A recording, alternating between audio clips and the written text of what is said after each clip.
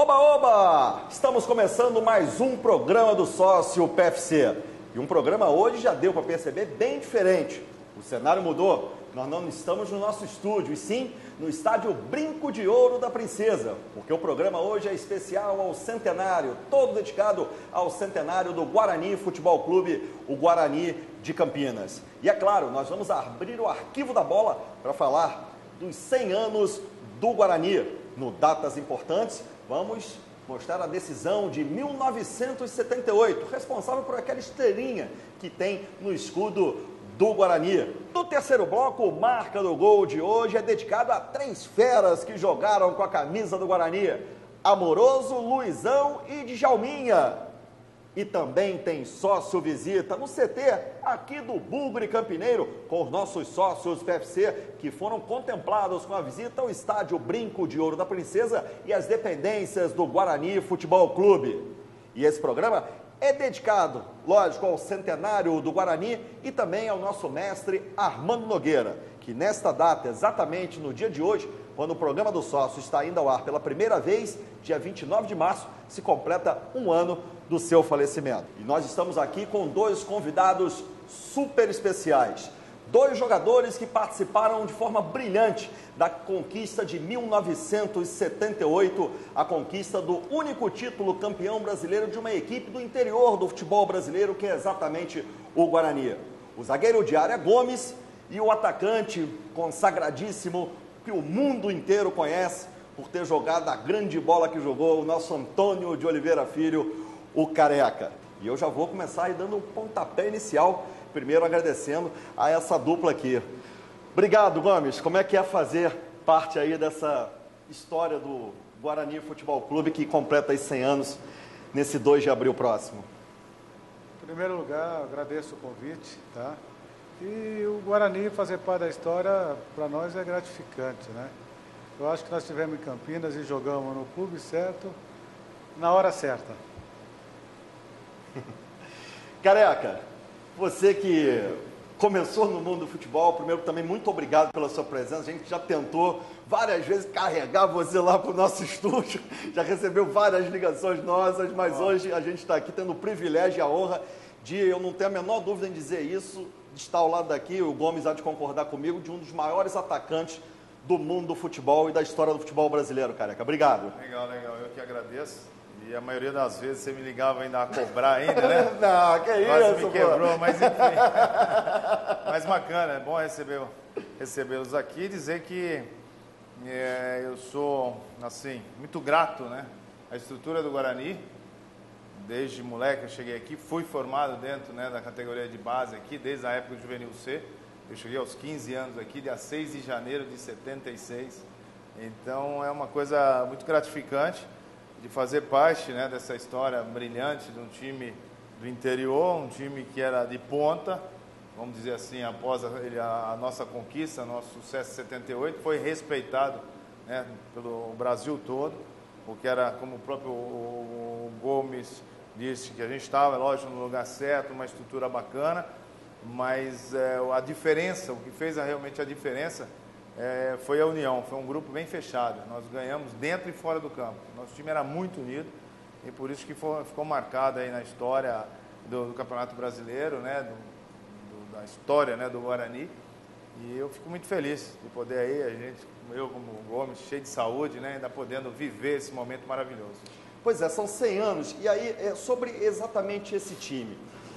Você falou que era da base, o Gomes vem do Saad. Inclusive, um negócio curioso, mudaram seu nome, né? Você já chegou aqui como Nega, não é isso? É um apelido de Nega, né, Gomes? Aí a gente chegou aqui, não, chegou o Gomes, não chegou o Nega coisa nenhuma, não é isso, Gomes? O Leonel mudou. Nega foi um apelido que eu peguei. Aos meus 10, 11 anos, eu jogava futebol de salão, mirim, disputava o Campeonato Paulista, pelo 1º de Maio Futebol Clube.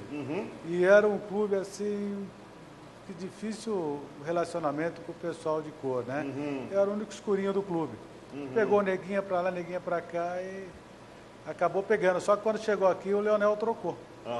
Acabou ficando o Gomes, que já tinha o Edson, né? Edson e Gomes, que era a dupla de zaga. Não, e é engraçado que, olhando a história exatamente desse time, o Careca sobe, o Renato já era daqui, subiu um pouquinho mais cedo, mas O Guarani começa a dar um alento de que seria alguma coisa forte no futebol brasileiro quando ganha o primeiro turno em 76 do Campeonato Paulista que foi vencido naquela época pelo Palmeiras, mas o Guarani conquista aquele campeonato. Não tem ainda você, mas já tinha o Neneca, o Zenon tinha acabado de chegar, o Renato estava subindo, tinha o Amaral, o zagueiro da Copa de 78, o Gomes não tinha. E aí esse time vai pegando um formato, o Flamarion, o Ziza. E aí o que acontece? Com o time de 78 já está o Neneca como titular, o Zenon como titular, você, depois do falecimento de um atacante, Adriano, não foi, Careca? Você assumiu a condição, né? Que era um jogador super promissor também, né? Não tem a dúvida, faleceu era um na jogador frente, com outro estilo, o estilo dele automobilístico, era mais de área, cabeceava muito, né? Não era muito alto, acho que tinha 1,80 m, 1,81 m, mas subia, a impulsão dele era fantástica. Os gols de cabeçada eram um chute, a cabeçada dele era um chute. E ele infelizmente faleceu no Paraná, que ele tinha sido emprestado, acho que num retorno dele para a cidade dele, Natal, ele encapotou o carro e acabou falecendo. Mas nós chegamos aí a jogar no Juvenil A na época, né? Depois ele subiu antes, junto aí o Renato já tinha subido, o Mauro Cabeção também já tinha subido. O Mauro Cabeção já tinha subido, com o Miranda pelo lado esquerdo também, que foi praticamente formado aqui dentro da base. Mas ele é um jogador que fazia muito gol, o Adriano. E aí, por exemplo, o Zé Carlos, que era um jogador rodado de um grande time do Cruzeiro, teve uma grita aqui em Campinas, porque o Guarani cede o Flamarion, né, que era um jogador revelação, brilhante, técnico demais, era o Zé Carlos, que já era um jogador veterano, mas o Zé, quer dizer, foi aquela cereja do bolo que o time precisava, foi um equilíbrio que deu aquele meio campo, formando ele, o Renato, o Zenon, e o ataque total. Eu acho que até o Gomes pode até analisar melhor, mas na minha opinião, mais ou menos os estilos, né? Era muito próximo, né? Tanto o Flamarion, que era técnico também, né? E o Zé, né? E o Zé também era técnico, né? O Zé carregava mais bagagem em virtude de ter disputado o título mundial, várias Libertadores, né? O Zé, num olhar, a gente sabia o que ele queria, sabe? O equilíbrio dele, a tranquilidade dele que ele passava para os companheiros. Impressionante. Um dia eu perguntei para ele, Zé, como é que você faz? Que a gente se mata atrás da bola e a bola vai em você, parece TI. Ele falou assim, ó, estou com 34 anos, quando você estiver na minha idade, você vai prestar atenção, que é a mesma coisa. Cada dia a gente aprende alguma coisa. E no futebol, de tanto você jogar, sempre tem o básico, né? E impressionante. Ele falando isso pra gente foi uma experiência boa. O Bozó e o Edson chegaram do São Bento. O Bozó era um ponto esquerda que, inclusive, fez um jogo aqui contra o Guarani, né, pelo São Bento. Tinha saído, né, do Santos, São Bento. Isso. E veio para o Guarani. E o capitão jogava mais ou menos em alguns clubes também do interior e também no Paraná, né? Onde ele depois até voltou para lá, não é isso? O Bozó já tinha chegado, se não me falha a memória, numa final com o Santos, né? Em Campeonato Brasileiro. O Bozó também, né? O Bozó chegou na final com o Santos Campeonato Brasileiro. O capitão já tinha disputado o final de Campeonato Paulista. Então era um time muito bem preparado fisicamente, tecnicamente e espiritualmente. Havia um equilíbrio muito grande para os jogadores. Importância do Carlos Alberto Silva, vocês hoje que têm uma visão maior do futebol, trabalharam já como treinadores, até mesmo com garotada, qual foi o grande trabalho do professor Carlos Alberto Silva com vocês? Na verdade, ele chegou também como assim, um treinador desconhecido, né? Mas para um grande desafio, né? Ele que tinha vindo do Caldense, né? E veio para esse desafio, que era o Campeonato Brasileiro, uma equipe, né, considerada, né, forte, mas que não tinha ainda aquela tradição em Campeonato Brasileiro. Conseguiu montar aquilo que até o Gomes disse, que ele procurou manter assim, um equilíbrio praticamente em todas as posições. E o interessante dele é que ele era meio assim, meio jeitão, né, mineiro, assim, meio paizão, meio bem simples, mas ele unia muito o grupo. A gente tinha essa preparação nossa que vinha de fora, né, de fora do campo, que era se reunir com a família, ou quem tinha namorado, ou quem tinha noiva, ou quem esposa, filho. Então a gente tinha uma reunião de no mínimo uma vez por mês, que ia todo mundo. E toda segunda-feira a gente se concentrava, vamos dizer assim, na casa do Zé Carlos, que a gente lavava ali a roupa ali, as coisas que não tinha dado certo no final de semana, para se ajustar para terça-feira que começava os treinamentos, para a gente começar a semana boa. E ninguém tinha mágoa de ninguém, a gente se cobrava ali. E na terça-feira todo mundo de bem, e tinha o professor Mafia também, que era uma pessoa também já com uma certa experiência. Preparador físico, né? Preparador físico. Mas o seu Carlos veio, o legal dele também, que era era simples, mas objetivo, e dava função para cada um. Então, aquele, assim, a sua função é fazer isso. Eu lembro como se fosse hoje. Para mim, ele falou, pô, você tem que marcar os 2 zagueiros. Eu falei, pô, mas peraí, eu sou atacante, eu sou... Falei, não, você tem que marcar, não pode deixar os 2 saírem. Pô, ainda a gente procurava se adaptar ali. O Bozó que fazia o 4º homem ali e o capitão mais na direita.